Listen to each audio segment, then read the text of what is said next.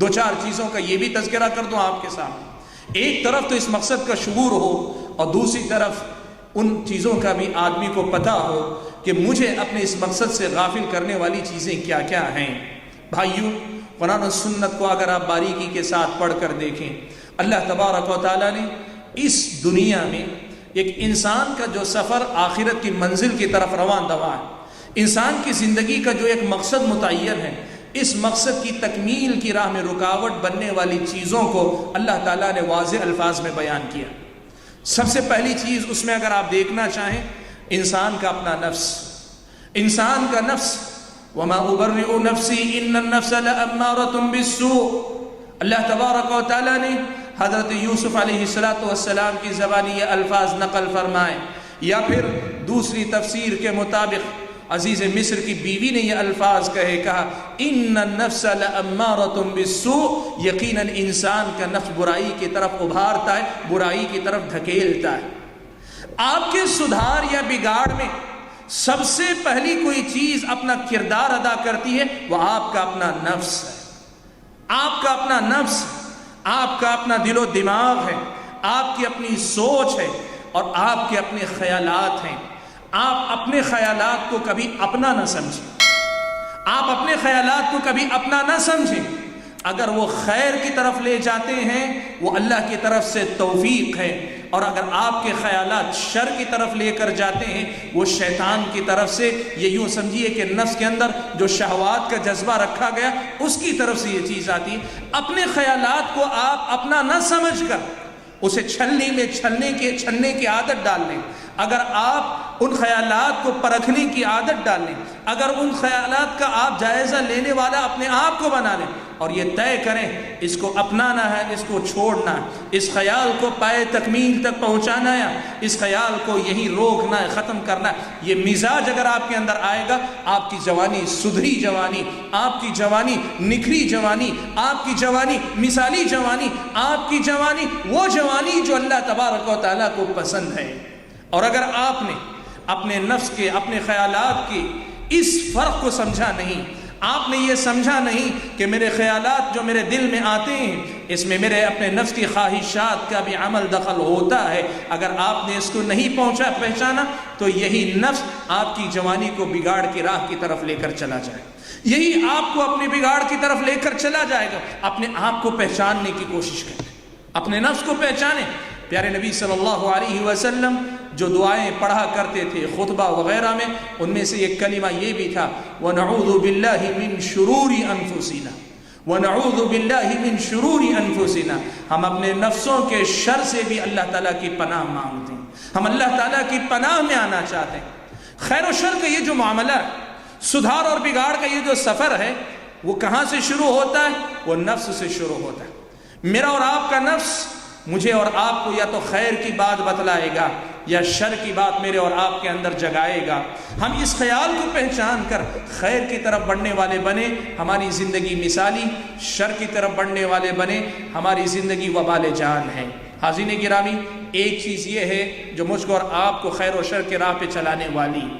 دوسری چیز جو مقصد زندگی سے غافل کرنے والی اور ہماری اپنی منزل سے بھٹکانے والی ہے، وہ یہ دنیا ہے. یہ دنیا ہے. مجھ سے پیش رو مقرر نے آپ کے سامنے دنیا پرستی کے موضوع پہ کافی لمبی بات کی. آپ یوں سمجھیے کہ وہ سارا کا سارا نقطہ میرے ساری کی ساری تقریر میرے اس ایک نقطے کی وضاحت رہی ہے کہ آپ یہ سمجھ کر چلیں کہ یہ دنیا، ہم یہاں ہیں، یہ ہماری ضرورت ہے، یہاں دنیا کی رنگینیاں سب کچھ ہمارے ساتھ ہیں، لیکن اللہ نے ہمیں حکم کیا دیا. پیارے نبی صلی اللہ علیہ وسلم حضرت ابو سعید خدری رضی اللہ تعالیٰ عنہ بیان فرماتے ہیں، اللہ کے نبی نے فرمایا ان الدنیا حلوۃ خضرہ، ان الدنیا حلوۃ خضرہ. لوگوں، دنیا بڑی ہری بھری ہے، دیکھنے میں بھی اچھی لگتی ہے، حلوہ بڑی میٹھی بھی ہے، چکھنے میں بھی بڑی اچھی لگتی ہے. جو دیکھتا ہے نظر کو لبھاتی ہے، جو چکھتا ہے اس کے من کو بھاتی ہے. یہ نظر اور من کو جب بھا جاتی ہے تب پھر آدمی آنکھ کا بھی اندھا ہو جاتا ہے، دل کا بھی اندھا ہو جاتا ہے. اور جب آنکھ کا بھی اندھا ہو جائے، دل پہ بھی پردے پڑ جائیں، پھر یہ دنیا آدمی کو بگاڑ ہی بگاڑ کی طرف لے کر جائے گی. یہاں ضرورت بھر تعلق رکھو، دنیا چھوڑنے کی اسلام نے تعلیم نہیں دی، لیکن دنیا سے تعلق رکھنے کا طریقہ اللہ کے نبی صلی اللہ علیہ وسلم نے بتایا۔ اللہ کے نبی نے حدیث کے اگلے ٹکڑے میں فرمایا ان اللہ مستخلفکم فیہا فینظر کیف تعملون، اللہ تعالیٰ پچھلی قوموں کے بعد تمہیں اس زمین پہ اس دنیا میں بسا رہا ہے، وہ دیکھنا چاہتا ہے کہ تمہارا عمل اس کے فتنے سے متاثر ہوگا یا پھر یہ کہ اس فتنے سے بچ کر بہتر آپ عمل کر پائیں گے، اللہ تعالیٰ دیکھنا چاہتے ہیں۔ فاتقوا الدنیا، تم دنیا سے بچو، واتقوا النساء، عورتوں سے بچو، دنیا کے فتنے سے بچو، اور عورتوں کی وجہ سے یا عورتوں کا معاملہ جو تمہارے حق میں فتنہ بن سکتا ہے اس فتنے سے اپنے آپ کو بچانے کی کوشش کرو۔ حاضرین گرامی، یہ دوسرا راستہ جہاں سے بگاڑ کا سفر شروع ہوتا ہے وہ ہے دنیا اور دنیا کی رنگینیاں، دنیا کی مختلف چیزیں جس کی طرف مجھ سے پیش رو مقرر نے آپ کے سامنے بات رکھی ہے، اشارہ کیا اور جس سے متعلق بات آپ کے سامنے رکھی۔ تیسری چیز جو میری اور آپ کی زندگی میں سدھار والی جوانی یا بگاڑ والی جوانی کا فیصلہ کرتی ہے وہ ہے شیطان۔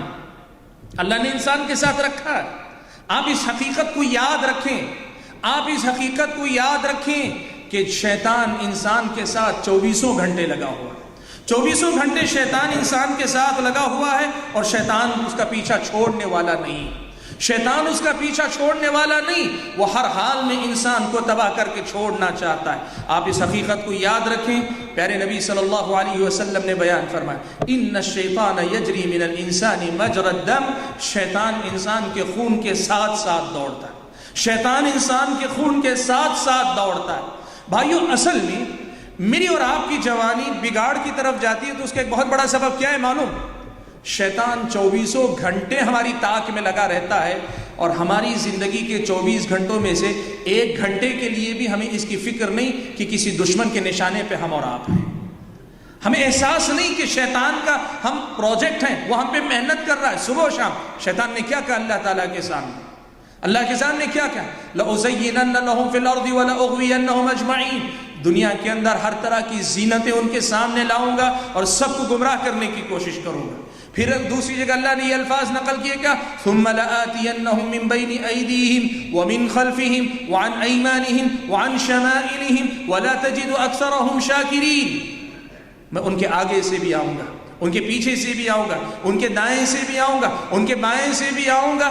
شیطان نے یہ جو بات کہی یہ پوری سچائی ہے، لیکن اس سچائی کو دل و دماغ میں رکھ کر چلنے والا کون ہے؟ یہ اصل میں میرے اور آپ کی زندگی اور میری اور آپ کی جوانی کے سدھار یا بگاڑ کا فیصلہ کرنے والی بات ہے۔ یہ تعجب کی بات نہیں، اگر آپ میں سے کسی کو میں پوچھ لوں کہ بھئی بستی میں تمہارا کون دشمن ہے، آپ اطمینان سے جواب دیں گے ویسے تو میرا کوئی دشمن نہیں ہے، لیکن فلاں آدمی کبھی ناراض ہو گیا تھا۔